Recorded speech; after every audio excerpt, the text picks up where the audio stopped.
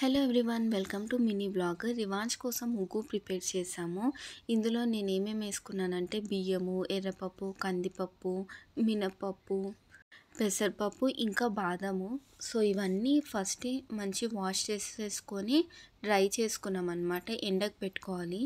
One day మొత్తం ఎండలో పెట్టేశాక next day తీసేసుకొని ఇలా ఫ్రై చేసుకోవాలి. మొత్తము బియ్యము, పప్పులు అన్నీ క్రంచీ అయ్యేలా ఫ్రై చేసుకోవాలి. లో ఫ్లేమ్లో పెట్టుకొని మెల్లగా ఫ్రై చేసుకోవాలి కలుపుతూ, ఎందుకంటే మాడకుండా చూసుకోవాలి. అండ్ నేనైతే మార్నింగ్ రివాన్స్కి సెల్లెక్ పెట్టేస్తాను అండ్ లంచ్కి డిన్నర్కి ఉగ్గు పెడుతున్నాను.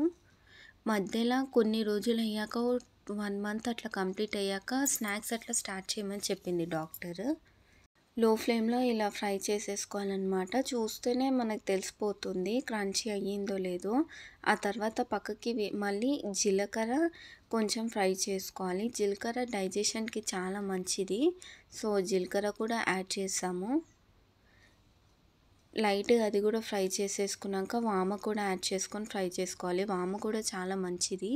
సో జీలకర్ర ఇంకా వామ పిల్లలకి ఉగ్గులో యాడ్ చేసుకోవచ్చు. అవన్నీ ఫ్రై చేసుకొని అన్నీ ఒక దగ్గర పెట్టుకొని చల్లార్చుకోవాలి. తర్వాత దాన్ని మొత్తము ఫైన్ పౌడర్ పట్టుకొని పెట్టేసుకోవాలి ఒక గిన్నెలో. ఏదైనా గిన్నెలో ఇలా స్టోర్ చేసేసుకొని మంచిగా పెట్టుకోవాలన్నమాట, వాటర్ కూడా పడకుండా. సో ఇలా ఈ రేంజ్లో కావాలి పౌడర్. ఇది ఉగ్గు మేకింగ్ వీడియో. అండ్ ఉగ్గు కూడా ఎలా ఉండాలో అది కూడా ఒక వీడియో అప్లోడ్ చేస్తాను. So please like and share my video, subscribe my channel.